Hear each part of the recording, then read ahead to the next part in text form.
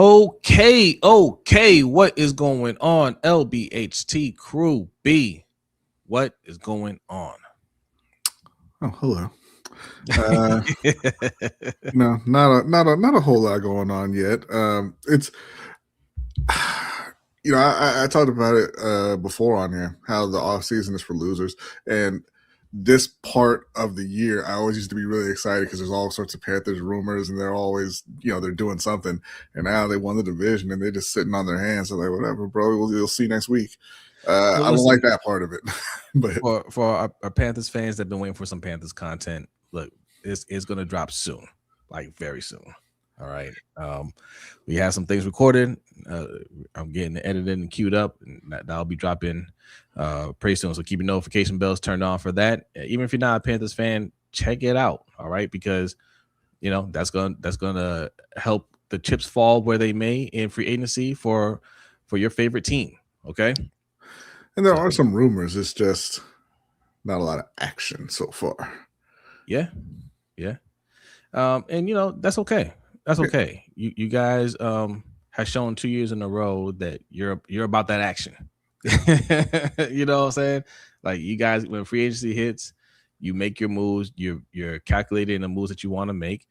You don't waste any time doing it. You get it done, and then you go make your moves in the draft. Oh, I'm not worried about it. Like, unlike Baltimore, we have a GM that we can put our faith in. Well, you hope. I mean, okay, fair enough. I mean, he's only been there 2 years, but yeah. So far, I think he's done a very good job. And so I'm not like how he started out. Yeah. The only one glaring mistake being Xavier Legette. But yeah. Everybody has misses. We don't pretend that didn't happen. Everything else has been pretty good so far. So I saw him at a Hornets game the other day, putting up some shots, warming up with somebody. I'm like, are you a basketball player now? I'm like, you could use a judge machine, but that's okay. Was he standing out of bounds while he was shooting? Hey, man, speaking of basketball, let me give a shout out to my son Jacob's basketball team, the Black Mambas. Okay, we just finished up our season. Didn't quite make it to the championship, but we made a little playoff run, and proud of those boys, man. Salute to y'all. Yeah, right? I'm proud of one of them. Way to go, Jacob. If you had some teammates out there, if you had some teammates out there, you'd be at the championship. No, don't listen to B. Boo. He's joking. No, great season. Yes. That's part of the reason why I'm a little tired now, because coaching takes something out of you. Hope. It's a little draining. Enthusiasm. No, your voice, because I was definitely doing some yelling out there. All right, look, there's still a lot to discuss. If you're I was gonna say it's tough to get to those needlepoint projects. Yes, it is. Look, if you're joining us for the morning show, we've been discussing a lot of possibilities. We can continue some of those lively discussions, debates and whatnot. B is here, so I want to get his opinion on the combine. We talked about that a little bit on Monday and Tuesday, right? In particular, the combine as a whole, because you and I had a conversation, B, about the direction it's going in. We didn't really discuss that on the morning show, so I want to discuss that here. And obviously, some Ravens news, a lot of Ravens talk in terms of what they're going to do, what they're not going to do. Yeah, I saw a pretty interesting prediction from Tom Pelissero a little while ago as well. We could talk about. But first, we did get a super chat from Ziad. Thank you very much. Lots of Max noise on X. Think there's truth to it. Haven't heard any noise about him going to Baltimore, unless you're just talking about the trade rumors in general. I think he is going to get moved. Yeah, but I don't. They're saying the Ravens are showing interest. Of course. I believe that they always show interest. We didn't even give a shout out to the chat. Let's get some shout outs here. We got Urban's in the house. What's going on, Urban? I responded to your DM. I don't know if you responded back. I don't check X nearly as much as I should. B is on top of that, but make sure you send those files to Hendo. Yeah, he did. Okay, all right. If you got any more stuff, send it to while Hendo, because Hendo moves slow. He's old. If you got any more stuff that you want to send, man, send it my way. All right, I'll check it out. Carmelo Moody, appreciate you coming through. Says hello, family. Salute, ready for the conversations. Also, Urban, our slow movement does not mean we're not interested. We just move slow. They just old. The Unkind Ravens fan, thanks for coming through. Says, what's up, fellas? Those Diggs bros are in a FA fraternity, ain't they? Oh my goodness. yeah. I got Stephon Diggs on the thumbnail because he's a free agent. And look, anytime once great wide receiver that's a little bit older hits free agency, there's always that possibility that the Ravens could be interested. Yeah. Okay, we're gonna talk about that. Get his brother too if you want some more over the top touchdowns. 2-for-1 deal. Well, okay, we did get a cash app from our guy Ferris. Thank you very much, Ferris. He says, for the record, defensive tackles matter. Ferris was very upset, y'all, with the way that you were treating him in the comments after the morning show. Okay, what? So stop it. I didn't even see it. Be nice to Ferris. Well, Ferris gets one of these first of all.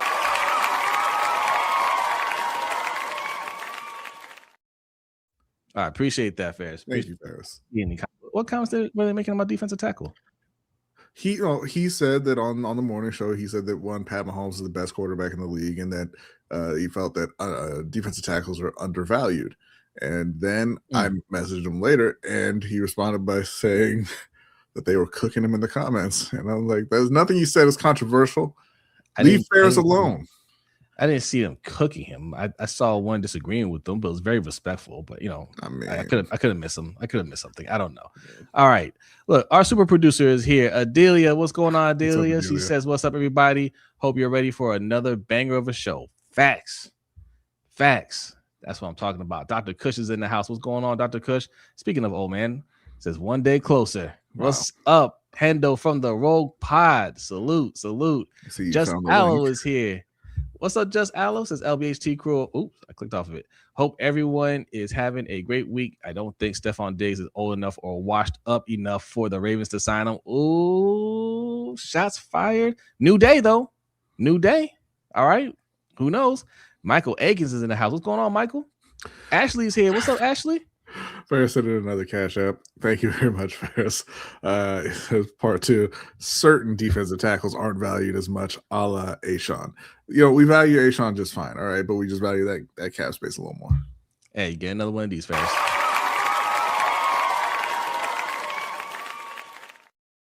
And just in case you're wondering, that's what we do for cash apps. You can send your cash app $ LBHTShow. I gotta start putting that Streamlabs link back in there so people can donate that way. And I gotta set up the automated celebration there. I'll get that hooked up. All right. Also, super chats are always welcome, of course. And that pin link that you see in the chat box is for our Patreon, patreon.com/LBHTShow. All right, just $5. Check it out. Shelly Shell's in the house. What's going on? You say salute to Coach. There's Coach right there. What's up, Coach? What's up, Coach? Thanks for coming through. I was checking out you and Mike and Chris earlier on the Draft Junkies. Love that show, right? I love how y'all break down these prospects, and it teaches me something. All right, so. And I do want to say thanks to Coach again. I don't think he was here last week, but Coach sent in the Forks of the Road Black History fact that we played. So thank you very much, Coach. Yes, thank you for that. That was dope. Killer Cam's in the house is Ola Jose and Mucho Gusto Brodny. Nice to meet you, Cam. Who else we got in here? JR's in the house. What's going on, JR? Flock of fellas in the house. Says, oh, we potting now. Shout out to my Flock family. Yes. Ty Riggs. What's going on, Ty? Salute to y'all. Osmond's in the house. Says, hello, everyone. Hope all is well. Indeed. Let's get some more shout outs here. Game Too Easy said, well, glad to take Leggett in the A. You'll gladly take Leggett. Okay. You can have him, bro. They'll gladly give him to you. I'll give you a 7th to take him. All right, everybody. Tracy is here. What is going on, Tracy? Thanks for coming through. She was here this morning too. Appreciate that. You read the super chat already from Ziad. Yes. I'm just going down the list. Giving some shout outs here. Who said? So some guys, not gonna lie, with all that's going on, EDC should not be sleeping for the next 84 hours. Gotta get Lamar re-signed. Yeah. Imani, what's going on? Says, I thought Diggs had legal troubles. I think there were some talks of legal troubles. I don't think that anything came of it, but I'm not 100% sure.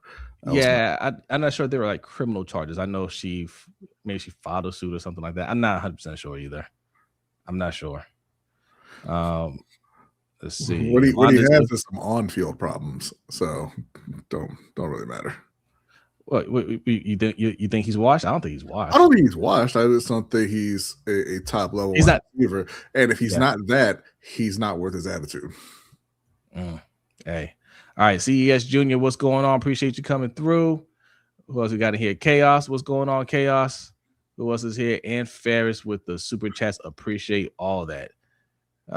They pushed his trial after the Super Bowl. Gotcha. Okay. Thank you. All right, look. As you can see, we have a lot to talk about, and we're going to get to that. And then the overtime show going to be another banger, so make sure you're a part of that through our Patreon, patreon.com/LBHTShow. For as little as $5 a month, you can do that. That's going to happen after this show. All right. But first, we want to get this show started with a super fact and a Black History fact. It is super Black history facts are super. Okay. With a Black History fact, see, Urban's ready. Look at that. Urban's ready. We want to get the show started with the Black History fact, and B and Okole have a Black History fact for you.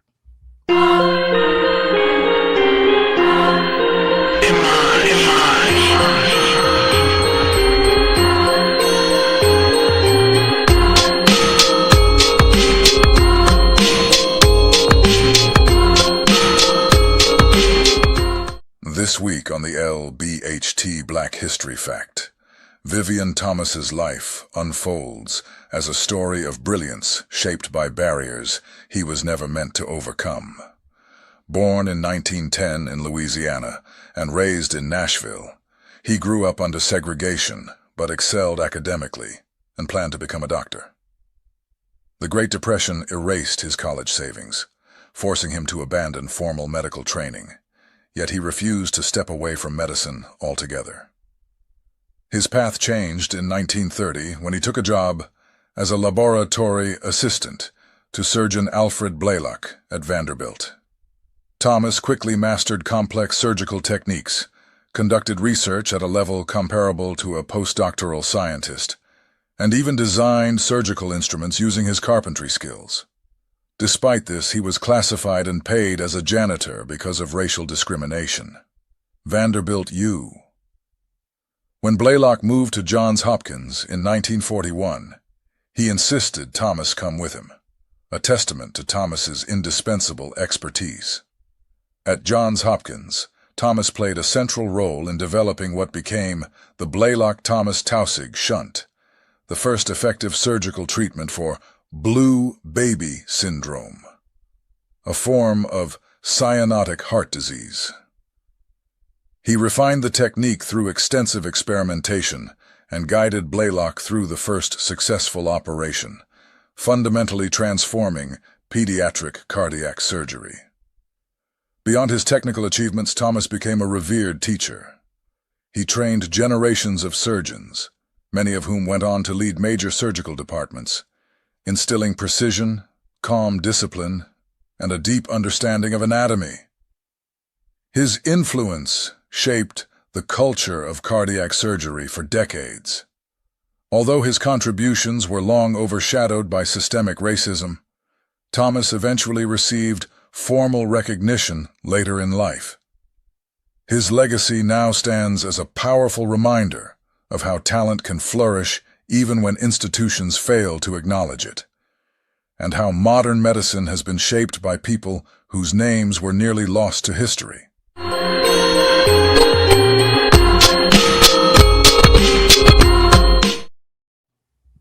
All right, salute to the Black History Fact. Urban has deemed this month Melanated March. So happy Melanated March, y'all. All right. Also, if you're interested in that story, they made a movie about it starring Most Def, Yassine Bey, called "Something the Lord Made." It was really good. It was really good. I remember that came out. Zia, this is very disrespectful. Okay, how dare you? He says keep Diddy Diggs away from us. Yeah, I ain't feeling that one. Amp, what's going on? Says, should we get Harrison Jr.? I'm for that. Yeah. Like, you gotta ask Arizona about that, right? You can't just... Hey, I like the way you're thinking, though. We should be making these calls. Yeah. Like when I throw names out there, yes, I like Justin Jefferson. So I mentioned Justin Jefferson. AJ Brown has been thrown out there. I like AJ Brown. Right? We talked about Amon Brown saying yeah. But Amon-Ra St. Brown, we talked about Marvin Harrison Jr. We're just throwing names out there of talented wide receivers that could come in here and be a number 1 or 1A, 1B to Zay Flowers. And you do that by working the phones, right? Calling around, inquiring to see what's out there. Because some teams are making moves. Like we saw the Chiefs today trade for Trent McDuffie. Right? That's how the Rams traded for him. Yeah, but the Chiefs traded him. The Rams called up and listen, this is a team, F them picks. This is the team that we always talk about how they're going to afford things down the road. They always find a way. So they had Puka Nacua. Now Puka Nacua is still on his rookie deal, but they brought in Devontae Adams. They have their running back Kyron Williams. They got a monster defensive line. And Jared Verse, Byron Young, and now they're bringing in some help at corner. And money never seems to be an issue for that team because they're trying to win. So we need to be like that. We need to be active and proactive in making these things happen. Don't just wait to see how things fall, because that's what the Ravens historically do. Like they're proud of that. We're going to let the other teams, spend, a lot of money and draft picks on players, and then we're going to see what's left over, and then we'll get some good value with what's left over, and we don't have to overpay for it. Yeah. That was good back in the day, but you're not going to. The league doesn't work that way anymore. Teams are a lot more efficient thanks to the free analytics that's out there from Draft Twitter, right? You think they don't utilize that, they do. Yeah. So even the bad teams can make smarter moves these days. So it's a lot harder to get those type of deals. Yeah. All I have to say is yes. Go check out Marvin Harrison Jr. if we can get him. Kimo, what's going on? Says, I think it's fair to say Bisciotti should have fired EDC along with Harbaugh instead of giving him another chance. The grace he's given EDC is looking like it's going to negatively impact the team. Yes, but I understand it. So they've known each other for decades now, right? Coming up on 2 decades. So you establish these relationships with people and you've had some success. Now, EDC hasn't had success as a GM, but he was an assistant GM when they won a Super Bowl. Yeah, which is a major part of the operation. Yes. And, they're good friends. And I'm sure it was hard for Bisciotti to fire Harbaugh, but he saw that it was clearly Harbaugh was problem number 1. Yeah. And, if he doesn't have to fire EDC, right? If EDC can right the ship with Harbaugh gone, then yeah, he's going to give him at least a year to see if he can turn things around. And honestly, he might, right? And I'm not even saying that he's going to be some great GM, but if he brought in the right coaching staff and he's taking their input on who to draft and they actually develop these guys, we can see a lot more success from this team. Yeah, hopefully. But letting your all-pro center 26-year-old All-Pro center walk when you are 2 starters at guards is not the best Bad way idea. to start the season or the offseason. So I don't know. I don't know if he's going to get that done. Letting Isaiah Likely walk as well, it looks like, so that you can keep Mark Andrews. And I mentioned Tom Pelissero. He had an article out, and granted, this is just his opinion about players who might get surprisingly large contracts in free agency. He mentioned Isaiah Likely, but that's not who the blurb was about. It was about Charlie Kolar. He said he could see Kolar getting $10 million a year in free agency because, you know, Charlie is also a free agent. So you might lose both of them and have just Mark. This is the other frustrating thing about what the Ravens have done with these draft picks, right? Because when we measure success in a draft, right? Did EDC do a good job drafting? In general, I say no, right? I think B agrees. No, he hasn't done a good job. But when we point to the players that he's hit on, you have a lot of players that he just flat out missed, and a lot of that's due to you draft like 10 players a year, right? Mm-hmm. It seems like it, and a lot of them don't really contribute. Then you have some that start to contribute, look like you can keep them, or do contribute and you should keep them, and then you don't re-sign them. Yeah, Ben Powers. Yeah, Ben Powers, Brandon Stevens, Owe. Yeah. Linderbaum, Likely. Like, and you preach that you build through the draft, but you're not building if you're not keeping your guys. Yeah. Right. The ones that can really contribute to the team. Like, this is when you want to pay that type of money for Linderbaum. He's going into his prime. Right. Like, it's not like if you have to pay him $25 million, you're not going to care about that a year from now. You're not going to be saying, I can't believe we're paying this much for a center. Yeah. Like, all the centers are going to be catching up to that. Right. You'll have him under contract. You won't have to worry about it. I don't know, but I'm not going to criticize him if he doesn't get the Linderbaum deal done. I'm going to look at the entirety, the whole offseason, and kind of judge towards the end. I'll react to certain things for sure, but the O-line can still be good if we don't re-sign Linderbaum. It's possible, right? I just think he should just go ahead and sign Linderbaum. It'll be a lot easier to do to fix if you just sign Linderbaum and then you can go get your guards. All right, but we'll see. They're still adamant that they want to bring him back, and who knows? Maybe before the tampering period hits, they decide, okay, this is what you want. You got it. Yeah, but the problem with that, in theory, that's fine. But the problem with that is the tampering period is already going on. Yeah. We know that nobody waits for that. So if he's hearing from these other teams how much more they're going to pay him, it just makes it that much less likely that he gets a deal done with Baltimore. Well, the tampering period goes on where, yes, they are contacting teams, right? Mm-hmm. But the tampering period really is where they get the deals done, where they're just like, all right, we're agreeing to this. It's basically agree in principle. Yeah, but I'm saying, like, if your agent's in contact with teams and Baltimore's offering, because they said they've made him an offer to make him the highest paid center in the league, right? And there was a rumor that was around 22 or so. Let's say they offered him that. Let's say they offered him $22 million, which would be $4 million over the highest paid center in the league. So not a bad offer, obviously. No. But he's hearing from his agent that, yeah, somebody's willing to pay you 25. You're not signing the 22.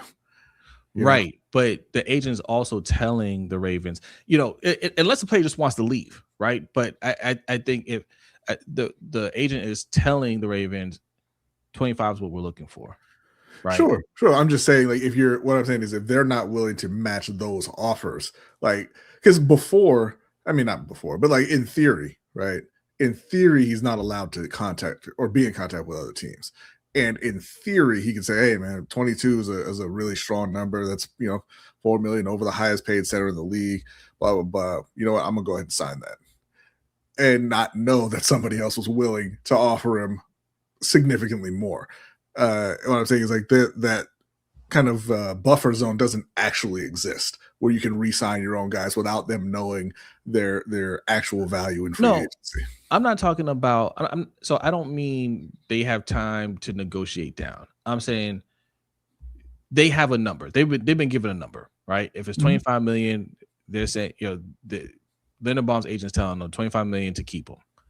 I'm saying they have time before Linderbaum, agrees to another deal, right? Like, yes, we want to have it done now, but and they might say to themselves, yeah, we're going to do it, but they don't have to do it today. You know what I mean? So that's why I mean when I say they have time to get it done, and maybe that is what they're going to end up doing. It's possible, but I think the Ravens are famously inflexible when it comes to their evaluations on players. And if they say, hey, you know what, Tyler, we value you at 23, then that's kind of what it is. But I also wonder too, are they using this time to kind of talk to other players themselves? Like Connor McGovern, I'm looking at this tweet where they're saying that he hasn't heard from the team at all. Brandon Beane hasn't contacted him. He thinks it's pretty much over in Buffalo. If that's somebody that they're interested in and they're like, hey, maybe we can get him for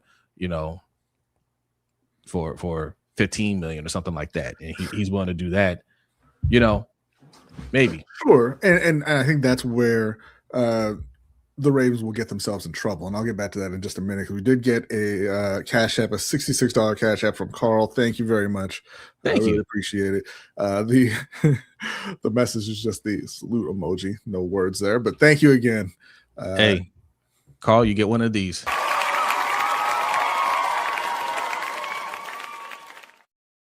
Thank you. Thank you very much. Really appreciate that. If you want to be awesome like Carl, head over to Cash App, $ LBHTShow, and you know what? Tell YouTube they can kick rocks with their 30% cut.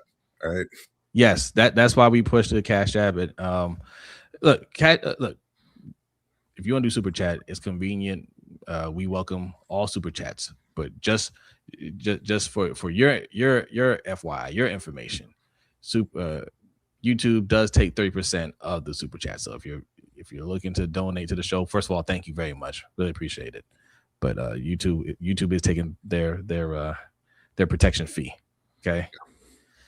So when I say that's where they could get themselves into trouble, it's we can go and get Connor McGovern and 2 other guards for the same price, maybe that we pay Linderbaum, or just a little bit more. Yeah, but you're also downgrading in talent at that point. Yes, right. Yeah. McGovern's not a bad player, not saying that, but Linderbaum is one of the very best centers in the league. And what you want to do is sign Linderbaum and get good guards around him. Not say we're going to take a step back at center where we're strong, and then also try to hit on 2 guards in free agency and see if we can,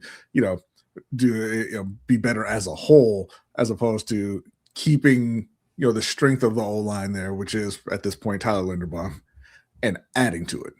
I agree. No, 100%. I agree. I'm just saying, like, yes, the O-line can get better overall, even if we don't have Tyler Linderbaum. But ideally, you want to get Tyler Linderbaum. And I want to get that across to, Ravens fans, because we always get in the mindset on offense that, oh, well, we can just do this and that. Like, we can save money by doing this. We always want to go cheap and get the deals on offense instead of just looking at the talent. So yes, I bring up Connor McGovern because I know he's a solid center. But most people can't think of a center that they would want to replace Linderbaum with, or feel comfortable with. They're just like, oh, well, we can find somebody cheaper and then we can go get some guards. Well, who and what guards? Like, be specific. Like, I want talented O-linemen. I don't want just to get anybody. I want them to be good. I want them to build a wall. Yeah. And JR says McGovern isn't a far drop off from Lindy. He's had a better season the past 2 years. Okay, if you believe that to be true, I don't think the past 2 years, maybe last year. But that's fine. But if you believe that to be true, then why would he be cheaper than Linderbaum? Yeah, why wouldn't the Bills not contact him? Well, I think like, even if they don't want him because they're the Bills. You know, they've got their own issues. But why would he be? Why would he be significantly cheaper than Linderbaum? And at that point, if they're close in the money, he's 2 years older. Sign the guy you already have. Well, and that's a great point, B, because that's the other thing. Even Ozzie was terrible at this. Even Ozzie would admit this. Ozzie would always admit that he wouldn't quite have a grasp on free agency and how much players are going to make. Mm-hmm. Same thing in the draft. We miscalculated how high this person was going to go. Yeah. But in free agency especially, you're thinking, well, we can just go with Connor McGovern. He's a cheaper option. And in reality, Connor McGovern is waiting to see what Tyler Linderbaum gets, and he might make just under that. Right. And we'll be sitting here saying, damn, Connor McGovern made how much? The Dallas Center made how much? Mm-hmm. Right? Like, why? Yo, how do these centers making all this money? That we used to do that all the time. Yeah. And somebody, I forget who it was specifically, but they were talking about the class, this free agent class, and they're like, there's a bunch of guards who are about to get paid. Right? Yes. And they're not all very good, but they're all about to get paid. And I think not just the Ravens, but a lot of fan bases, you read these lists and there's, oh man, there's 5 starting guards. Like, we're fine. No, there's 5 starting guards and there's 15 teams trying to sign it. Right? Yes. So no, it's like, you're not fine. Like that's again, I always go back to it, but that's why people laughed at Carolina when they gave Robert Hunt $20 million. It was seen as a huge overpay at the time. And Robert Hunt is a very good guard, right? Yeah. But now look at him. Now, that's a deal. And listen, that's always the way it goes. When you have really good players, you hear the number they're looking for, and you're like, man, that's way too much. And then a year later, you're like, man, that's a deal. Yeah. Cool Kingston, what's going on? Says McGovern's AAV is projected to be about 2 to 3 million less than Tyler Linderbaum, so his price will be about what everyone thought Tyler Linderbaum's price would be. And we'll see, right? Like there's a lot of projections like that. I mean, one site had Isaiah Likely projected for $6 million a year. PFF had Isaiah Likely as like the 80th best free agent. So I mean, there's all kinds of opinions out there, but the one thing that tends to hold true in free agency is they're going to make more than you thought. Yes. Yeah. So, as a player, you always want to hit free agency and test the market to see what you'll get. As a team, you always want to give what the player that you want to keep is asking for, because it'll never be too much. We think it's too much because it's a big leap in salary. Like, oh, Creed Humphrey's making this much. He's going to make, $6 or $7 million more than Creed Humphrey. Yes. And the next time Creed Humphrey comes up on a deal, he's going to make more than that. Yeah. And the next good center is going to make more than that. And we don't want to be locked out of that because we didn't want to pay our center that. Listen, let's go back not too far ago when we had CJ Mosley here. We didn't want to pay CJ Mosley $17 million. And then we end up with Roquan Smith now paying $20 million and a $31 million cap hit. And being unhappy. Right. And you gave the second round pick as well. Right. After you drafted Patrick Queen. Yeah. And didn't want to pay him. Right. Like, these mistakes compound on each other if you don't make the right moves early on. So pay the extra $7 million. Okay. You may not like it now. You won't remember it in a year or two. That's just our take on Linderbaum. Stephon Diggs. All right, listen. I'm okay with the questions. I'm okay with kicking the tires on them. Same thing with Tyreek Hill, right? But that's not where we should be starting. We should not be starting with go get Stephon Diggs because he still has something left in the tank and he's cheaper. What we should be starting with is the super chat from Ziad. Thank you very much. He says, stop talking AAV predictions for real when 77 was projected for 10 million. Yeah, look, that's what it is, right? It's free agency. There's a lot of money out there, and if you swing and miss on the top guys, hey, okay, I'm willing to pay $25 million for a guard, right?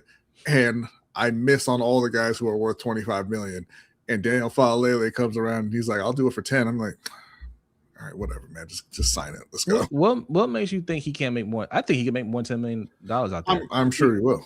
Because yes, we know how bad he is here, right?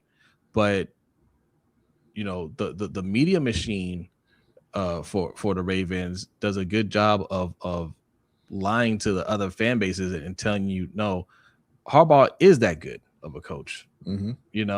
No, Falele, he is solid. Like, they when you watch on prime time and you listen to what's his name, Collinsworth, talk about our guards. Yeah, he always talks. You never hear him say how bad they are. He always talks about how good they are. Listen. You don't have to look any further because it's not just the Ravens. It happens with all fan bases, right? Mm-hmm. You don't have to look any further than Game Too Easy in here talking about I'll take Xavier Legette. Why? What have you seen from Xavier Legette that makes you say I'll take him? He said, man, you know what? I went to the doctors and they said my blood pressure was too low. I need to get a little bit higher. So I figure if you get Xavier Legette over here, that will help elevate it.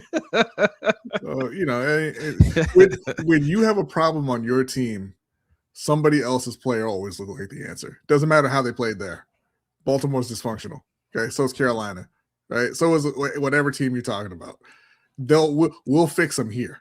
Yeah, Big Red says Falele is the best guard on the market. Somebody will scoop him up, please. Anybody. Flagship, what's going on? Says, sorry, I'm late, Jose. Thoughts on Justin Jolly from NC State, similar tight end type to Likely. Don't know much about him, but it seems like there's some quality tight ends in this draft. So hey, I'm open to it. And we got another super chat from Z. I appreciate that. The only way 77 makes 10 million is by cosplaying Rikishi at parties. That's messed up. Thank you.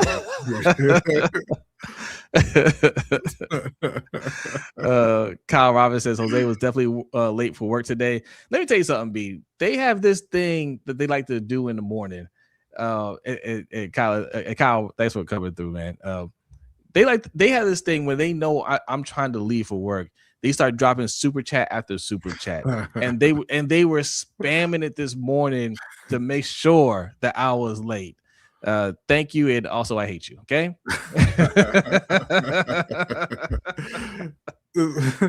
Game Too Easy says need a replacement for Mooney. Okay, get a good one. Don't just throw anybody out there. Like Mooney at one point was a 1,000-yard receiver. He had over 900 yards for you guys last year. Stephon Diggs is literally out there that you can sign. Yeah, he's not Xavier Legette. Yeah. If you're just looking for another guy like that, that's where you go and look at somebody like Diggs. All right. Yeah. So there are a few moves. There's a few things you guys could be looking at over here. I should have screenshotted this, but players that weren't tagged. This is from yesterday. Kenneth Walker, Alec Pierce. That's another one, man. Alec Pierce, the projection from Pelissero for him, $27 million a year. $27 million a year. And keep in mind, this is a guy who's never had more than 47 catches. But he is an elite deep threat. Yes. Thank you. See, yes. Let's bring this up. I'll bring it up. So players not tagged today. This is from yesterday. From Adam Schefter. We'll be talking about him later.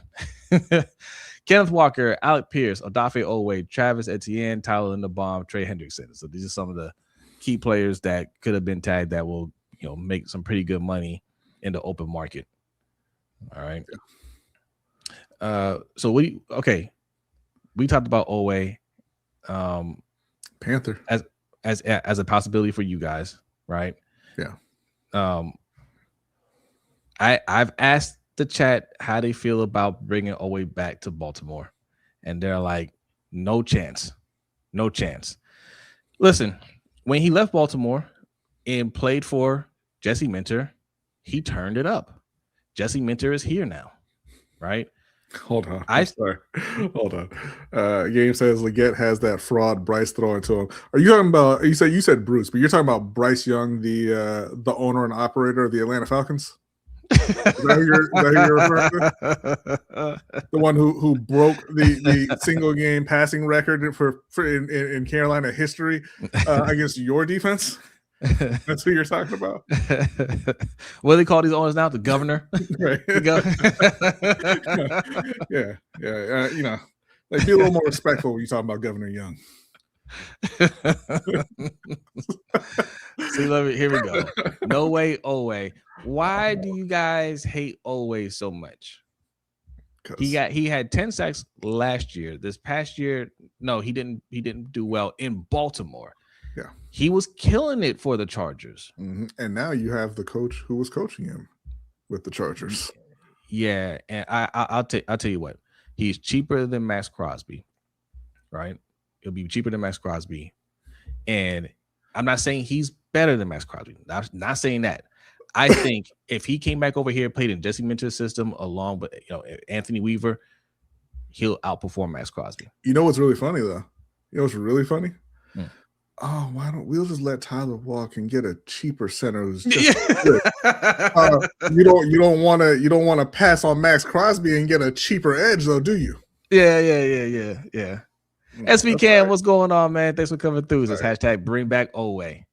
Yes. Why would Oweh want to come back? Money. But hey, John's gone. John's gone. Jesse Minter didn't do him dirty. Right? Jesse Minter is the one that put him back on track to make the money. Yeah. So if the money's there, I don't think he has any issue, and I don't think he had a bad relationship with the staff and the players and the front office here. It was just it was one of those business things. But I don't think he would have any issue if they offered him the right money to come back to Baltimore. Yeah. I would offer it. Mm-hmm. I would offer it. What else we got here? Flagship says, Jose, the Vikings said they plan to cut Hargrave. There's some homework. He would only cost $7 million for 26. My best is we give up a 6 for him, and they probably take it.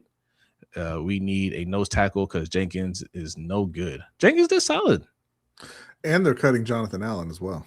Not Jonathan Allen. I think they already cut him, didn't they? No, I think they just informed him that he's going to be cut. Like a lot of these guys are just being informed that they're being cut. I would definitely look at Jonathan Allen. Yeah, I would definitely look at him.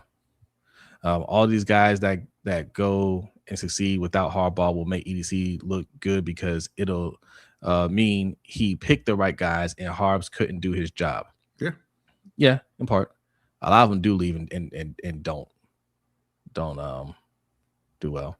JR says Max is hyped to him. Like you mean like overhyped? No, Max Crosby is a real deal. Flagship, they're saying I saw a report that they informed him that he's going to be cut. Yeah, I mean obviously or traded. He said I'll take Hello Hargrave. I didn't have that piece of information before. Yeah, he's gonna have quite a market, I think, as well. Let's see.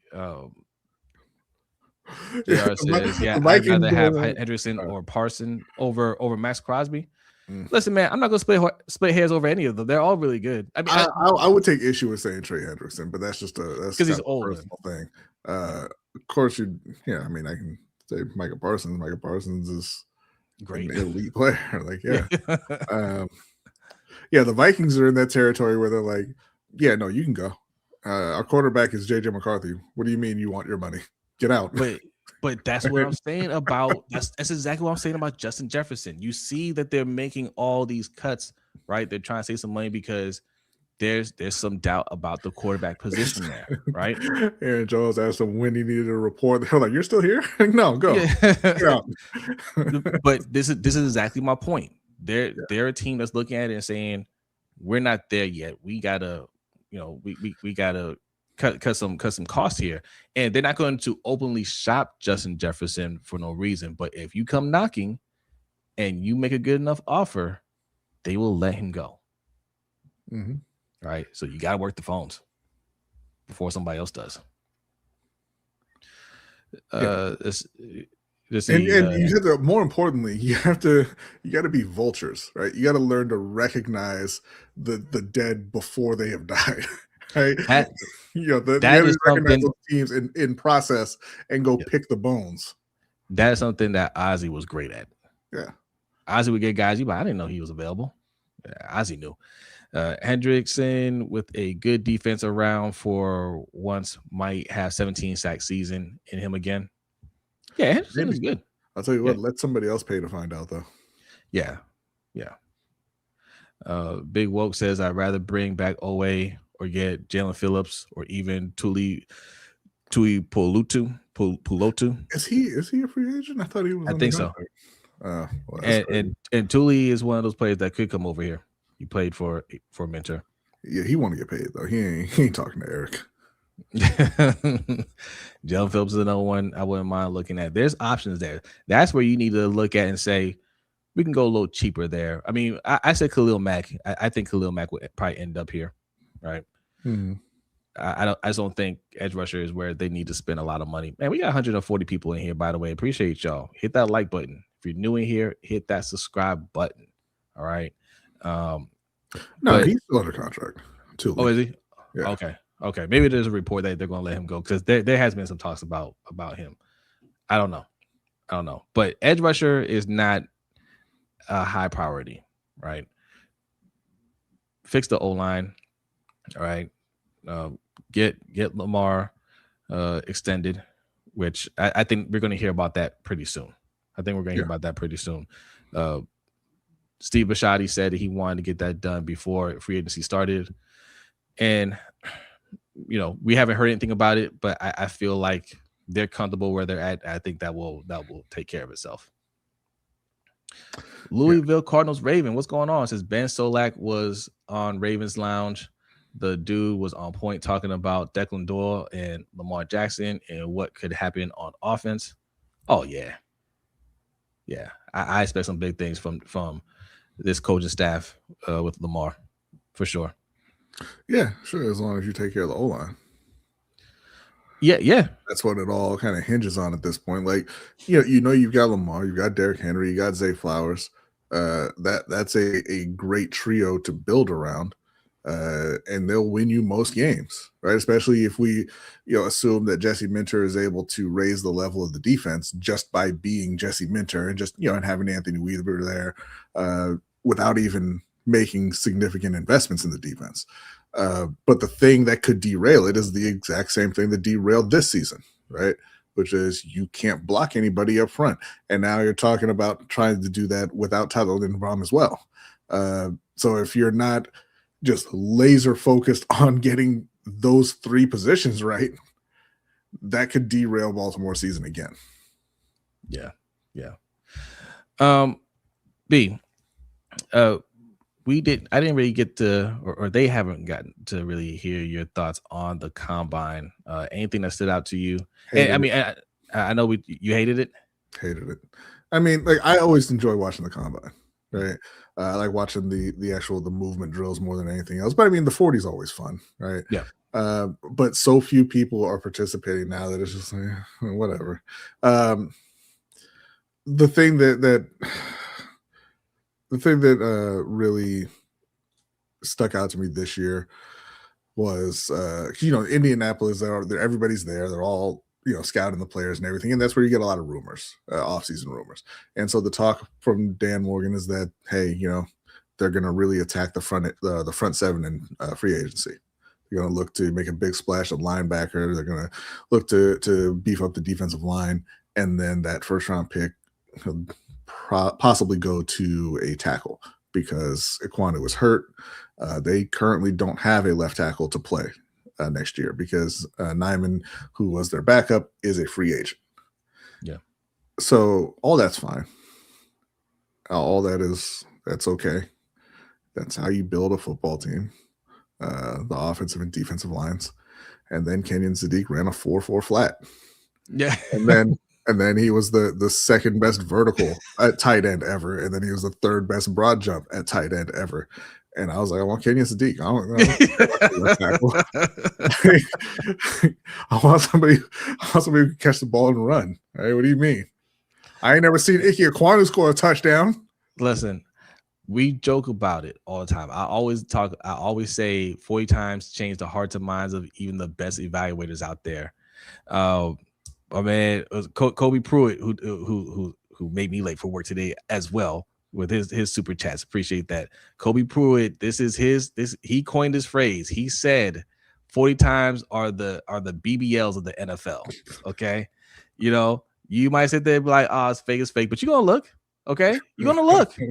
All right. And I was no different when Sonny Styles ran like a 4.3 40 and jumped through the roof and like had long broad jump and everything. I was just like, where's he going in the draft? Right. Yeah, and then every Panthers fans like, we gotta trade up. And then his brother ran a 4.2 40 as safety, and I was just like, well, do we still use 3 safeties? I don't know what's going on here. I stepped out of it, but those 40 times make you do a double take, man. Don't talk about Icky like that, Chaos. Wow, you talking about that's not even how you spell it. He ain't even do nothing to you. You suck at commenting. How about that? Baseball Lifestyle says B finally drinking the Kool-Aid. No, man, I've been on Kenyon Sadiq for a while, but I had resigned myself to the fact that they probably weren't going to take him. But then he ran a 4.4 flat, man. Like, I don't know what you want from me. Whatever. But I'm with you, right? Because yes, it's disappointing to see so few people, like especially on the O line and D line. I don't think any of those groups really did the 3-cone drill, because the word is out. The 3-cone drill is that's the drill that's really going to determine or give you a good idea of how their potential to perform. I'll put it that way. Mm-hmm. Nothing is an exact science, but the 3-cone drill, I forget the time. Like you get under a certain time. Under 7 for edge rushers. Okay, under 7 seconds, and that's generally a good indicator. And there were none this year because the 20-yard shuttle didn't do it. Yeah, and the 20-yard shuttle, Ferris is saying yes. So those are pretty good indicators for your ability to perform at the next level. Again, not an exact science, but I think these players and their agents understand that now, and they're waiting until their pro days to make sure they have it down pat. Now, if you're Sonny Styles and you can do everything and anything, then yeah, you show up to the combine and you put on the show, and that's going to actually push his draft stock up even more. Mm. When you can do all those things and they already think you're a good player, then teams are like, yes. Yeah, and the rest of the guys who are like, man, you know what? I'm not going to run a great 40. I'm not going to have a great 3-cone drill, blah, blah, blah. Like, wait till my pro day so you can see me run that 37-yard dash. And those 3 cones are a little bit closer together than they're supposed to be. It'll be 39 and like, 7/8. They'll take just a little bit off, right? You'll lean forward a little bit and they'll stop the clock a little early. So going back to Sonny Styles' brother, I'm sorry, I don't Lorenzo Styles ran a 4.2 40. I don't know where he was projected to go in the draft before, but I know he's going in the second round now. No, he was projected as a late day 3. So he's going to be interested to see where he does end up. Second round. So I asked this question, and of course I asked the question. I didn't research it, but I'm just gonna go out there and say I don't remember. Do you remember anybody running a 4.2 40 and going past the second or third round? I do. There was the corner for Jacksonville. I can't remember his name now. It started with an M. But he ran like a 4.2, 4.24, 4.25, something like that, and he ended up, I believe, in the 6th round. Wow, but it's not, it's not super common. But also, I mean, running a 4.2 is not very common either. But no, it's not. But you say that will, even if you can't play at all, that'll shoot you up the draft board regardless, because there are a lot of GMs and a lot of coaches who think, no, I can teach you how to play football. That's what I do. I can't teach you to run 4.2. Adelia has a very important message here for you guys. 145 watching and only 62 likes. Like the video, subscribe. Yes, very important. Hit that like button. Where are we at here? Where are we at? Yeah, we gotta get that up. Get the likes up, please. Get those likes up, and hit that subscribe button. Don't be creeping. Don't be just hanging out there, just creeping along. Just hit that subscribe button. I know YouTube does a good job of, once you click on something, even by accident, they just keep spamming your homepage with that video. So you might have been watching for a while and forgot that you didn't actually subscribe here. Go ahead and take a second and do that. All right. Ziad says, would you rather Thibodeau or Greenard? I'll tell you who that's an easy answer. Mike Green. Okay. The answer is Mike Green. If you're asking me about edge rusher, I'm going to respond with Mike Green. Listen, you guys were just on the Mike Green train. It hasn't even been a year. Right? Oh, we get Mike Green here. Oh, we can get, man, he tear it up. Then we get Mike Green in the second round. What a steal. First round talent. Top 10 talent. Top 10 talent. You still have first round talent, David Ojabo.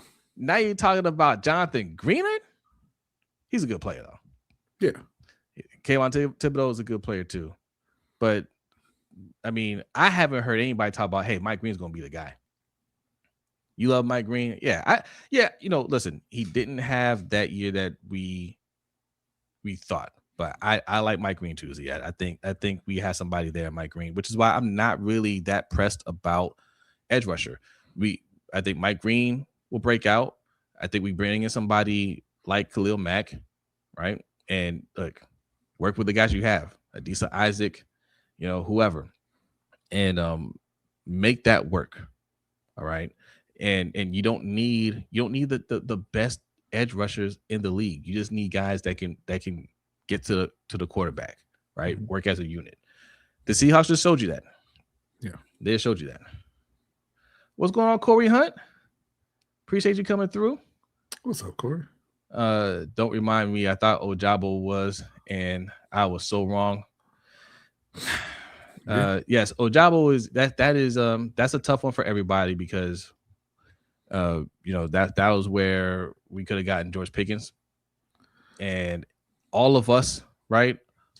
Us, Coach Evans, Chris, Hendo from the Road Pod, we are all sitting there like, yeah, Pickens is what you want to do here. That's the move you want to make. And they went and got Ojabo, and we're just sitting there like, what? And he's done absolutely nothing for us. That was a tough one. That was a tough one. All right. Jose, you're right. Greenard would be amazing here. Okay. Yeah. You know what? He would. I think with excellent defensive coach and Jesse Minter as a head coach and an excellent coordinator in Anthony Weaver, the scheme that they put together, I think a lot of these players will do well here. Yeah. I was wrong. He did that. I was looking up that Jaguars because it was gonna bother me. Okay. Jalen Myrick. He ran a 4.28 40. He did not go in the 6th round. He went in the 4th round, which was much higher. He was probably projected to go in the 6th. I say, which is much higher than he should have gone. But yeah, that 40 time, like you said, it changes the hearts and minds. It does, because nothing kills like speed. Nothing at all. Listen. Not only does it change the hearts and minds, it changes my mind too. Because if you draft somebody that runs that fast, I don't question it typically. And part of this is because we lived in Hawaii, but like we were ready to fist fight people over Ashley Lee being better than Michael Crabtree. Yep, 100%. Like, you see that 40? Michael Crabtree can't do that. Yeah. You couldn't talk trash about our Rainbow Warriors. All right. Minter doesn't need elite edge rushers. Oh no, not Lily. I'm sorry. Hayward Bay. But we were arguing for Lily too. Yeah, we were. Minter doesn't need elite edge rushers. His scheme is predicated off disguise. Yes. He will drop out one side and of the D line and send an extra on the other to get a numbers advantage on that side. Yes. Yeah, that's Yeah. just. I mean, that's just common sense, really. Like you should be doing that regardless. But they do have very good edge rushers in LA though. Good question here. Is John Ross still in the league? Yeah, I believe so. Is he? Yeah, I think he is. John Ross. John Ross, who was selected over Pat Mahomes. John Ross, who was selected over anybody, because John Ross could play. And I wanted the Ravens to get him too. Nope, out the league. Looks like he was in the league last year with Philly for one game. Okay, but yeah, no. Yeah. So yes, speed. Hey, what's up, Kwame? Speed kills unless you're John Harbaugh. He killed Tez and Keaton for weeks.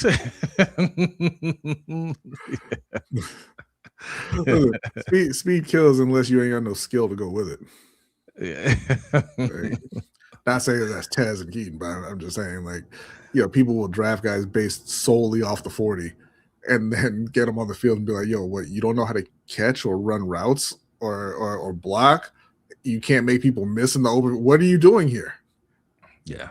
That's why you can't sign track stars. Yep. Like, you have to be able to play the game. Speaking of pro days, when the pro days go on? They're going to be going on all the way up for like the next month or so.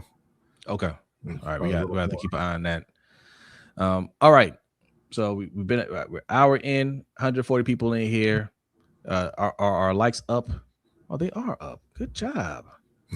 Let's try to get to 100. We're at like 87 right now. Let's get 100. Let's get 100. Appreciate that. All right. The Ravens will just sign 77. They're not gonna bring back 77. Listen, y'all keep saying that. I told y'all. You remember? I told you if you let Tyler Linderbaum walk, one of those two is coming back. Not saying they're going to start, but one of them is coming back. I told you I think Voorhees is coming back because he's already under contract. I don't think they're going to cut him. No, I think he's a free agent. I'm pretty sure he's a free agent as well. No, I think it's just Falele. We could save money by cutting Voorhees, but I don't think they'll do it. I think they'll just keep him. I thought he was a free agent as well. Boy, I wish. That's not nice. Well, I'll tell you what, it's nicer than y'all calling him Voorhees. All right, you got to stop that. Yes, y'all need to stop that. Okay. Yes. Yeah, he's still on the contract. Okay. He's still on the contract. Okay. So he'll be back. Probably. Back, no, Falele ain't coming back. He ain't coming back. You let him walk. Falele coming right back. So we're talking about the combine.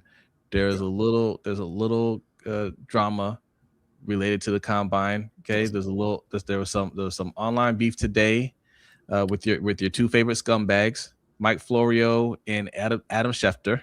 All right, these are two people that me and B cannot stand. Mm-hmm. All right, very slimy people.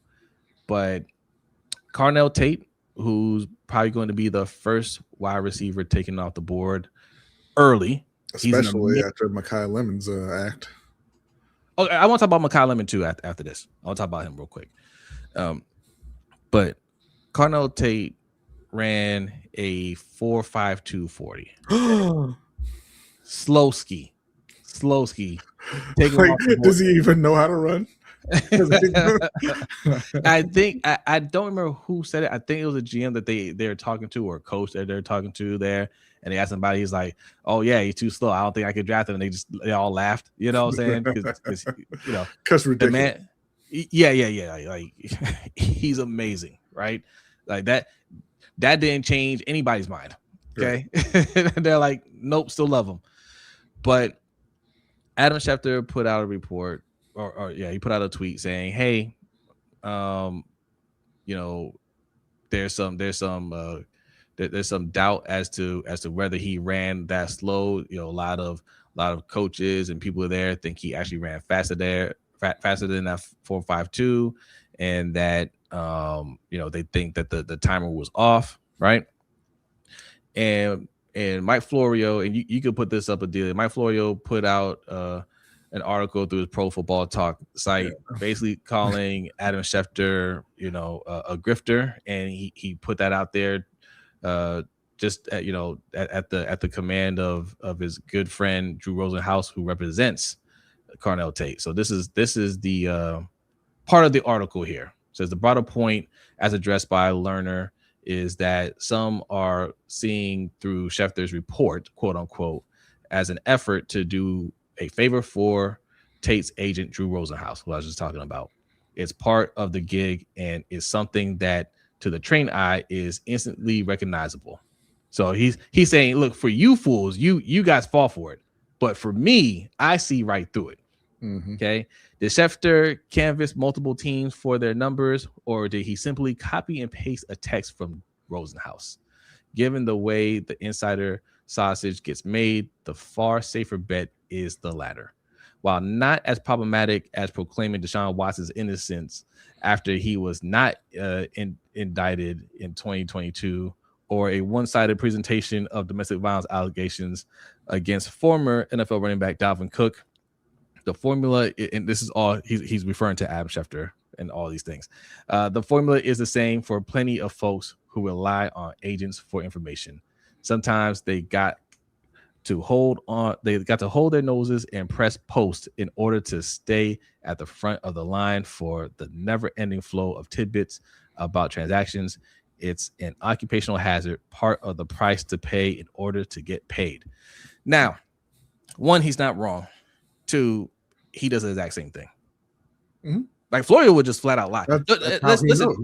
Listen, don't forget, Florio's the same person that said this just 2 months ago. Hey, I won't be surprised if don't be surprised. I wouldn't be surprised. Don't be surprised. Like he knew something that we didn't know. Don't be surprised if Lamar Jackson asked to be traded. If he might want out. Mm-hmm. Right? He went on, one of the Steelers radio stations and said that nonsense. He's playing the game too. Yeah, right? I'm still waiting for the Des Bryant tape. Ooh. That he had and was definitely going to release. That was him, right? That was him that said that? Because it was absolutely real and not something that you just made up.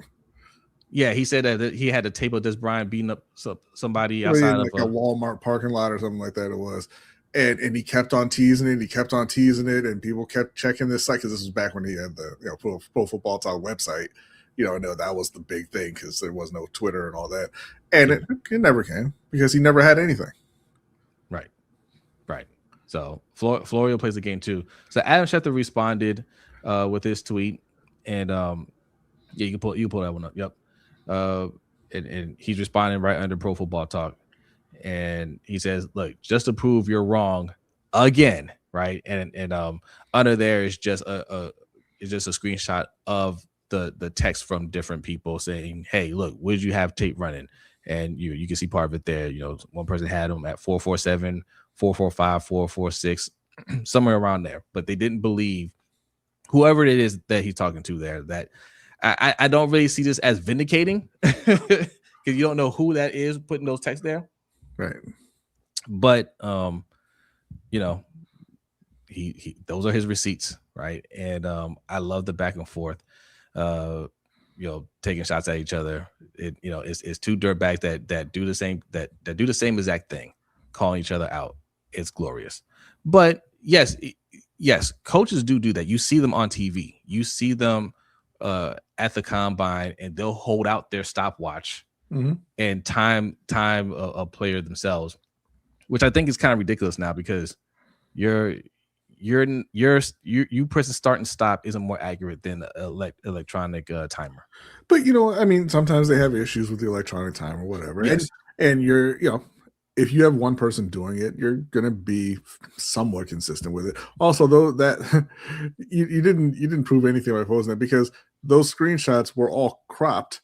And you don't show who was responding. It just shows part of Schefter's question and then the response. That could have been all Rosenhaus. And it probably was all Rosenhaus. It probably was, right? He said, "Send with this." Schefter, he's slimy. He's a dirtbag, and he put out people's medical information, health information when he was reporting on, I believe it was Jason Pierre-Paul. When he had his 4th of July incident, and when got called out about it being a HIPAA violation, he's like, "Well, that doesn't apply to me. I'm not a medical professional. Not I'm sorry, not I should have, maybe taken more care and not put some random person's private info out there just in a race to be first.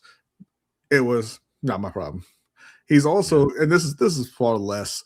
It's not as bad as the medical information thing, because the Andrew Luck thing, where he was at the game and just trying to enjoy being in the stadium for that last time before he announced that he was going to retire, and then Schefter had to break that he was retiring so that the entire stadium would boo Andrew Luck when he was on the field. And what'd you get? Like, you got nothing out of that except being an a-hole. Yep. Yeah. So both are guilty. I just thought it was funny that they talked about that. Makai Lemon. Hold on, okay. I do want to respond to Flagship here real quick, because I said that overloading one side of the ball to get pressure is common sense, and he said if it's such common sense, why doesn't more of the league run more bait and switch and man match principles out of zone? Well, that would be like the same reason that you had a team that was the best running team in the history of football and then ran 9 times with your running backs in the playoffs. It's because a lot of coaches are bad at their job. It doesn't mean it's not common sense. Yeah. It just means that a lot of people who are working in those positions are bad at what they do. Yes. Not just, I understand why you would think every coach at that level is a high level coach, because that's how it should be, right? But the NFL, we know, isn't a meritocracy. It's only for the players, right? You don't have to be good at your job to get a job. You have to be really good to keep it, but to get the job, you don't have to be. You don't have to be particularly good. You just have to know the right people. Right. So that's why you see things that it's like, well, why isn't everybody doing it? Because not everybody's good. And also, in case you haven't heard, the Steelers are releasing tight end Jonnu Smith. Yes. But back to what you were saying, somebody that a lot of the people in the league don't want to know, wide receiver Makai Lemon, who went to the combine and put on what some were calling, not me, what some were calling a very Jalen Ramsey-esque performance. I called it. He had a zesty press conference. Yeah. Okay. I thought that was funny, right? People were like, you're not taking this seriously. Okay. Now, you were pointing out that, there are some reports out there that he wasn't doing well in these individual team interviews, right? But I said that, at this time of year, you can never trust those reports. There's a lot of smoke and mirrors that come out from those things, right? Mm-hmm. We were just talking about Mike Florio. It's funny because Mike Florio and what's his name? They do the show together. Sims. Oh, okay. Sims, Chris Sims. They yes. They actually were at the combine and they interviewed Makai Lemon, and it was a pretty good interview, right? Mm-hmm. Like, he wasn't doing all that stuff. Like, he was, he was just he has a very laid back attitude, but I didn't get the impression from that interview that there's any issues, right? So yes, it was a little weird of a press conference. There is that talk that, hey, he didn't interview well. But I asked this in the morning show, B. Okay, let's say he didn't interview well when he went to talk to these teams. He just seemed a little weird or whatever. But when you, as a team, right, you're a scout, you're GM, whatever, you're calling USC and you're talking to the coaches, talking to former teammates and all that, and all of them say, never had an issue with this guy. Mm-hmm. Always showed up to practice, always played well, worked hard, great teammate. There's never any issue. Do you still have him on your board? You still draft him? Or is that one interview making you think, I don't know? And my response to you at the time was, it depends on where you're picking. Because if you're picking in the top 10, like where he's projected, you've got other options, and you don't want to have any questions about the guy. Right. You can go take Carnell Tate or one of the 18 other Ohio State Buckeyes who are going in the top 10, apparently. Which, by the way, I do want to stop for a second and point out that they're projected to have 4 top 10 players this year. Sonny Styles, Arvell Reese, Carnell Tate, and Caleb Downs. Right, 40% of the top 10. All of them incredible prospects. And it warms my heart that you didn't even get to the championship with that roster. Screw you, Ohio State. Today, yesterday, tomorrow, 10 years from now, forever, screw you. This is coming from a Hurricanes fan. You got to put that out there so they know where the hate it's is coming from. It's coming from a football fan who knows a fraudulent people. All right, but no, if you're picking at the top and he had a bad interview with you, you can take Sonny Styles, you can take Carnell Tate, you can take Jeremiah Love. But what about 14? Francis Mauigoa. If you're picking 14th, you ask Lamar, hey, you see that clip? Is that a problem? No? Okay, take him. Yeah. Like it just depends on where you're at. Because if you're picking in a range where there are still elite prospects, then you have the option. I'm not even saying don't take them, but I'm saying you start to think about it. Once you get out of that range, it's a no-brainer. Yeah. So Baseball Lifestyle says you being high AF in your most important interview is pretty alarming. Now, was he high? Because I watched the interview that Florio and Sims did with them, and he's very chill, right? Like he has like a laid back attitude. Do you think he showed up to the presser high? And maybe he did. Maybe he showed up high. I don't know, but I don't know if this is a ongoing problem. I will look more into it. But if I talk to the team, I talk to the coaches, and everybody's like, "Nah, we never had any problems with him. There's never been any problems," right? I would try, and that plus the tape, I would trust that more than just that one interview where it's just like he seemed off. You know what I mean? Now, if you go ask, is it okay for Lawrence Taylor to show up to every game high? Everybody loves Lawrence. Yeah. Now, if it was an Aaron Hernandez situation where he had 13 failed drug tests before getting before the draft, and the Patriots like, well, get him anyway. I also want to stop for just a moment. I do apologize for going off topic here, but former Ohio State football coach Urban Meyer is a dirtbag and one of the worst people in the world, and it makes absolute sense that Ohio State will hire him. Okay, 100%. That's their type of guy. Ohio State sucks. For a second, I forgot he coached at Ohio State. I was like, Florida? He coached at Ohio State where he was protecting the abuser. Yep. Terrible person. Terrible school. Terrible person. Yeah. And he was running a whole cartel over in Florida. and thought because he brought in Tim Tebow, it just balanced it out. It was led by Tim Tebow.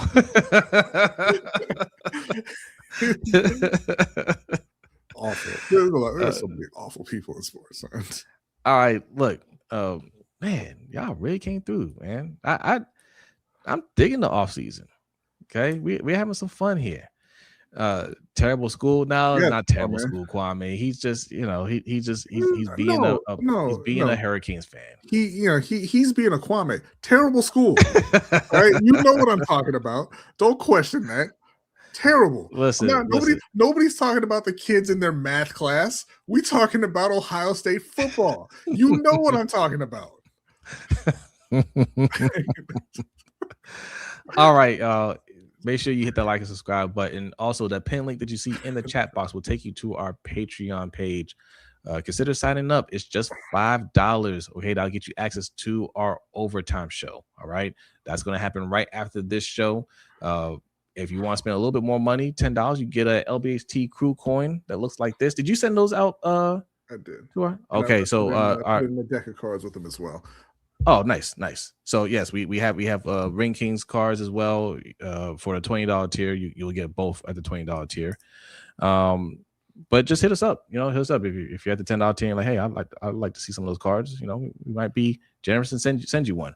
But listen, a lot of stuff. You get a lot of stuff for the $5 and $10 tier. So sign up. Also, access to our Discord channel. Also, LBHTShow.com is where you can buy this merch. Sign up for our newsletter. The newsletter took a little break, but it will be back shortly. All right. That's free. Go put your email address in there and sign up for it. And just be patient. All right. It's coming. All right. What are you looking at? Kwame said that's my alma mater, and that's why I know. Yes, I know that. He said that before. I must have blocked it out. But I'm gonna need you to unsubscribe, sir. But I'm not talking about the quality of the school, Kwame. You know that. He disrespecting you, Kwame. Don't take that. Don't take that from me. You know what? I am. What? All right. Flash says, what move should the Panthers make this offseason? Listen, I've said this many times on the show. I want Kenyon Sadiq in the first round, right? But they can't make a bad pick. Their roster is not very good. They need help at running back. They need help on the O-line. They need help at tight end. They need help at wide receiver. That's on the offensive side. Okay. On defense, they need help at safety, corner, linebacker, edge, and interior D-line. So there's not really a bad pick that they can make. But in terms of like the full offseason flagship, we're going to put out a video very soon with me and Jay the Six. You've seen him in the chat quite a bit. I'll be out soon. Talking about what we think they should do in the first couple phases of the offseason in terms of who they should re-sign, who they should cut, things like that, and then who they should target in free agency. And then a little bit later in the offseason, we're going to put out another video on what we think they should do in the draft after free agency happens. But just as a quick guide, because you can't address everything, I think that they should be addressing the O-line depth and the front seven. They desperately need new linebackers. Yeah. Anybody they sign is going to start. Anybody they sign. And they need somebody to put next to Derek Brown once they cut Ashawn Robinson. And I'm not as big on them needing help at edge because they just drafted Scorton. They just drafted Princely. Pat Jones is coming back from injury. I think they'll be okay there. They should go out and sign somebody for depth and possibly draft another guy on day 2 or 3 for depth there. But I think that they'll be much better next year rushing the passer. But it's still a need, right? But the major need on defense is at linebacker, and they need another pass catcher on offense as well. There you go. Well, this is a perfect segue into submitted questions. All right. What questions do we have? I'll tell you in a minute. All right. What are you spamming in the chat, Ziad? Jamo Williams? Who's Jamo? You talking about Jameson? Jameson, yeah, that's his nickname. Jamo Williams, a Raven? Are you saying? You saying that it happened, or? Right. Yeah, you gotta, use your words. Like I tell my kids, use your words. Are you saying you want us to get Jameson Williams? I think they are going to keep Jameson Williams, and they will be open to trade talks for Amon-Ra St. Brown. Yeah, that's what I believe. But either one, I'm good with. But I like where your head is at. Yes. Take Roquan. Just give us your first. Nobody's gonna take Roquan. You didn't even give up a first when you thought he was good. He said, "Brodny, take Roquan." All right, we good. Okay, submitted questions. And if you want to submit a question, before you read, if you want to submit a question, we usually post this on the community tab. I changed the schedule. Usually on Mondays I post out there, but you can put it on the community tab. You can tweet at us, DM us, wherever. Right, we're pretty much everywhere. Just say, hey, this is for the submitted question segment. Ask your question, and then we'll read it here. Okay, so this is from Game 2 Easy. Why do Ravens fans overrate Kyle so much? I just don't get it when I see folks call him generational. I asked on X if there was a redraft and Kyle and George was in it. Majority of them picked Kyle. I was so disappointed. Kyle and who? George. I'm assuming he means George Pickens, but I have to check and make sure they were in the same draft. He is very talented. I don't think he's overrated. He's very talented. He's not, he like if you compare him to Ed Reed, yes, that's when he becomes overrated. But the man does everything, right? He does everything. He had a down year last year. That's because it was just a bad defensive scheme. Everybody played bad. Has George made a Pro Bowl yet? I don't know, Kwame. But no, I don't think he's overrated. I'm pretty sure he made it this year. No, I don't know. But yeah, I don't think out of that class with Drake London, Garrett Wilson, Chris Olave, and George Pickens has been the most productive, and it's not really that close. True. Listen, Kyle Hamilton is very talented. Very, very talented. If Hendo were here, he might tell you that he's wildly overrated with his zero interceptions and 1 fumble recovery. I think it was this past season. Yeah.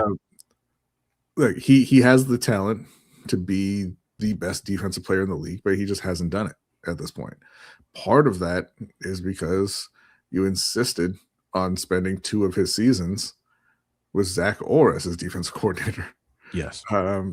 He had 1 season with the good Mike McDonald, because even that first season with Mike McDonald, they weren't very good. Right. So I think that moving forward, you're going to see a much different Kyle Hamilton, a much more impactful Kyle Hamilton. But to your question, Game, I'm taking George Pickens 10 times out of 10 because Kyle Hamilton plays safety and he doesn't affect the game as much as George Pickens does on a weekly basis. Because, like you said, he's not Ed Reed, and he's never going to be Ed Reed. Nobody is. So, yes, I'm taking George Pickens over Kyle Hamilton 100% of the time. But the funny thing is, you could have had both. Right. And in our scenario, it didn't have to be either or. It could have been both. Yeah. All right. Next question.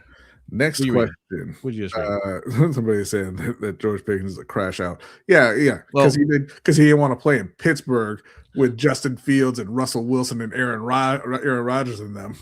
Well, Kyle, that's exactly why, when that question is asked, who would you rather have, Pickens or Kyle Hamilton? That's why people say Kyle Hamilton, because of that attitude, the perceived attitude that did he think he meant George or him, Kyle? Because huh? It's not you against George. No. No. We'll pick you every time, Kyle Robbins. Next question comes from Michael Holt.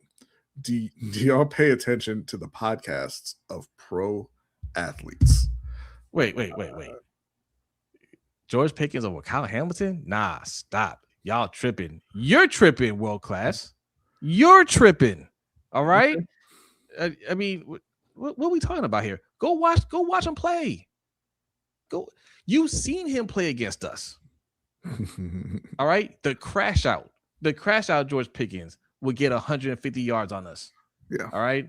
No, George Pickens this year had 1,429 yards and 9 touchdowns. And we're tripping for saying that we would take him over a safety. Ain't no way y'all serious. Read that stat again, please. I don't think you heard. 1,429 yards and 9 touchdowns. Now tell us what Kyle did for us. Kyle this year had 0 interceptions. He did have 9 passes defensed, so that's nice. He had 2 forced fumbles, no fumble recoveries, 1 sack, 7 tackles for loss, and 4 QB hits. Okay. World class is everybody look good against Zach Orr defense. Okay, but yes, we just said that Kyle Hamilton in a Zach Orr defense didn't look great. George Pickens playing with Justin Fields is still getting his. All right. Like, it doesn't matter who the quarterback is. George Pickens is going to get his. That's the difference. And them 1,429 yards, none of them came against Baltimore. They didn't play y'all this year.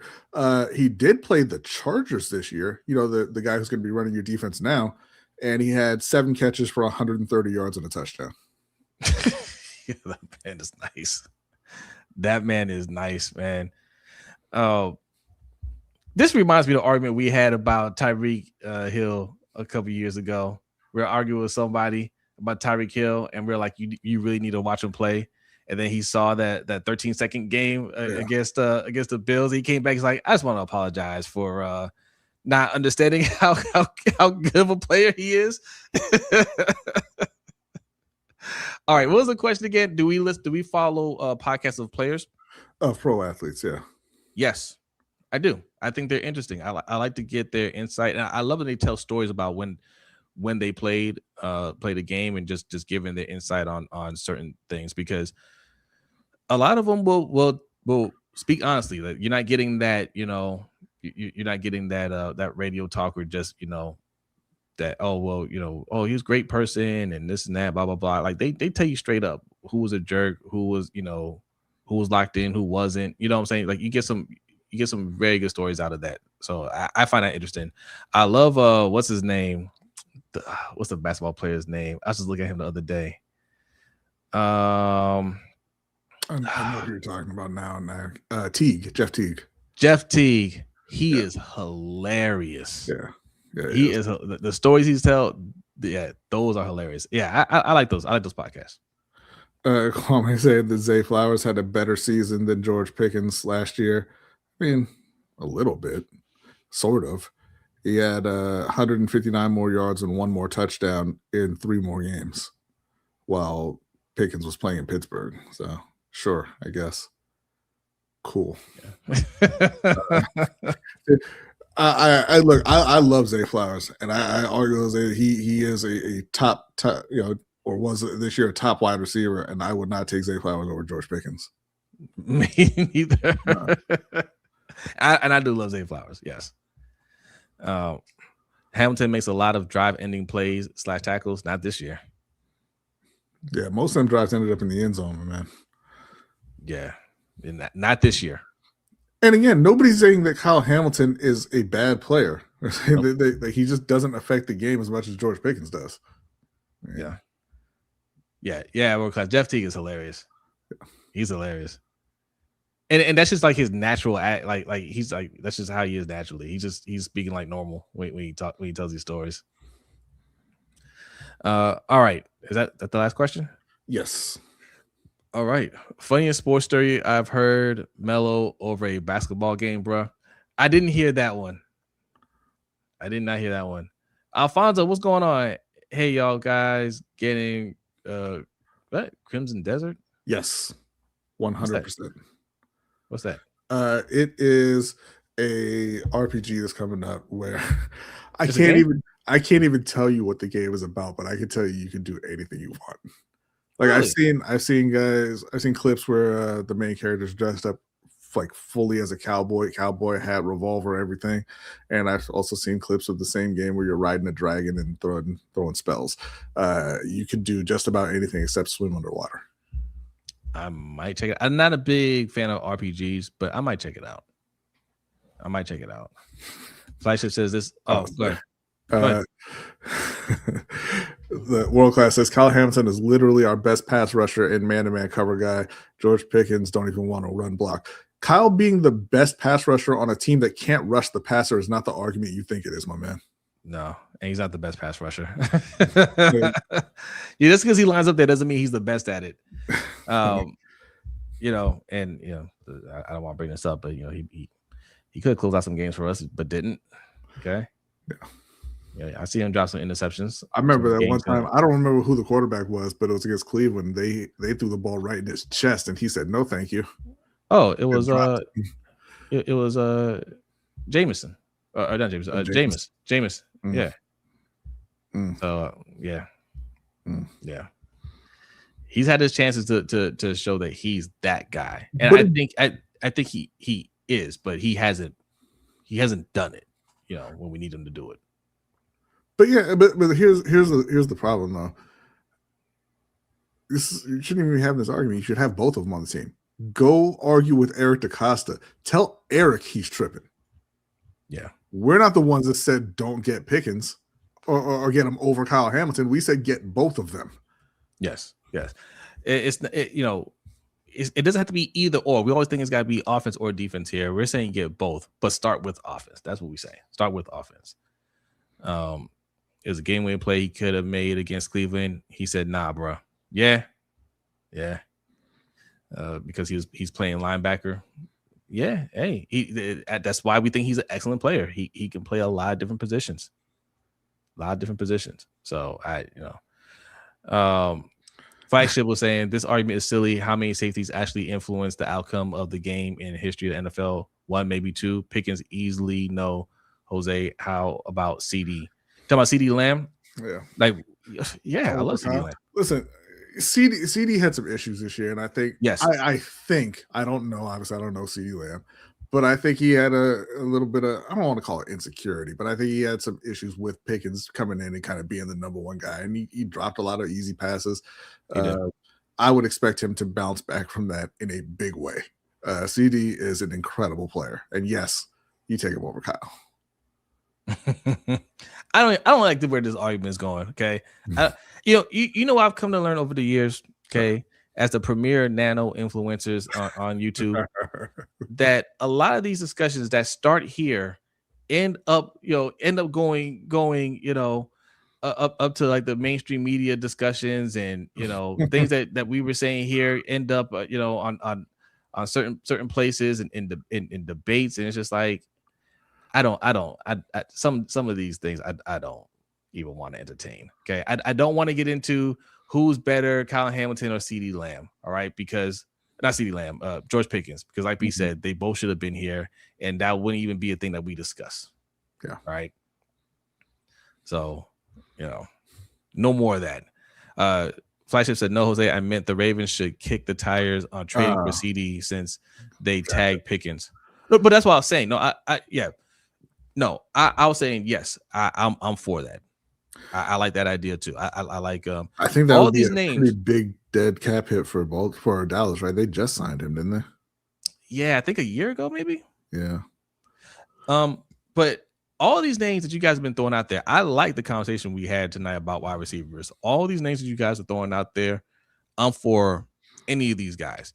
I heard what's up, Jay? He says, all I'm saying is thank God CD missed that game this past season when the Cowboys played the Panthers. Pickens whooped our ass enough. Yeah. I if only we had a corner like JC Horn. all the names that are throwing out there, call and ask about them. EDC, call and ask about them. See what it would take to acquire those players. That's doing your due diligence, right? If you strike out on all these and then you have to settle on Tyreek Hill or Stephon Diggs, at least you did your due diligence, you did your homework, and that's where you landed, right? That's how you go. That's how you upgrade your team. But be aggressive. Some of these teams are willing to give up these players for sure, but you got to find out. Yeah, it would be a $46 million cap hit for or $46 million in dead money for Dallas if they traded CD. Yeah, so they probably wouldn't do it. You like Jordan Addison, or the character issues concern you? Character issues concern me, and I think Jordan Addison is the player that the Vikings want to keep.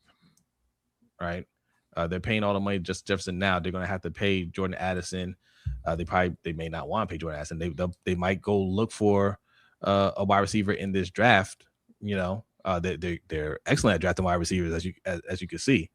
So they might want to reset the clock on these contracts while they're not competing. So if we give them a first round pick, I think they'll say, "Yep, here's Justin Jefferson. Enjoy." Zay dropped his touchdown because of a safety in the playoffs, if I'm not mistaken. No, that was McDuffie. No, that was Sneed, L'Jarius Sneed. Sneed. Oh, okay. Yeah. Look, we're not saying safeties aren't impactful, right? But I think what Flagship is saying is they don't impact the game like they used to, and that's true. The Steelers can always find wide receivers. Yeah, tell that to their current wide receiver depth chart. Well, they have a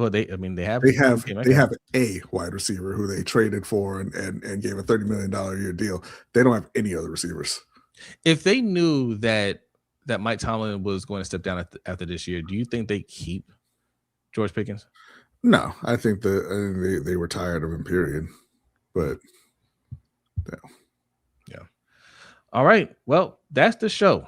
That's the show, ladies and gentlemen. If you want to hang out with us more, go over to the Overtime Show. Click that pin link that you see in the chat box. That'll take you to our Patreon page, patreon.com/LBHTShow.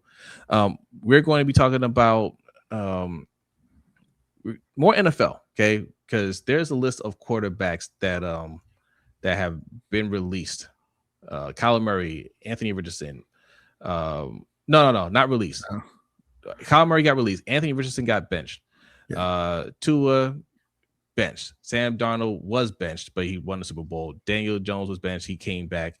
Justin Fields, Zach Wilson, Trey Lance, Mac Jones. This guy Sam Block put this tweet out, right? Just talking about like these high draft picks that came in the league and lost their jobs or got cut or whatnot, and just saying that the NFL has a problem developing QBs, right? So we're gonna dive into that because it's really more than QBs. It's a player development issue that they have in the league. So we want to touch on that. Also, we're going to talk about college players that just they refuse. They're like, look, I want to stay in college. I want to play until I'm 35, and if you try to kick me out, I'm going to sue you. Okay? Yeah. Daniel Jones got the transition tag, so it's a bit less than the franchise tag, and teams are allowed to negotiate with him and sign him, and they can sign him away without any compensation to the Colts. But the Colts have the right to match any offer that he signs. Yeah, I blame the player development on all of this young coaches. Okay, that's fine. But like I saw you ask a while ago, who's won the Super Bowl without good safety play, and who's won it without good wide receiver play? Like, yeah, you have to have a good team to win a Super Bowl. You got to have a good team. You know, that's part of it. Like, we're not saying, hey, we are not saying one or the other here. You have to do all of it. Hey, appreciate you, Jay, for becoming a new channel member. Jay. Appreciate that. Also, channel members too, you get access to the Overtime Show. That is, go over to the community tab. The link is there. All right. B, are you ready? I am very ready. Delia, I believe, is ready. All right, we're getting out of here. Patreon members, channel members, get ready. The Overtime Show is starting right now. Everybody else, have a great night, and we will see you next time. Peace.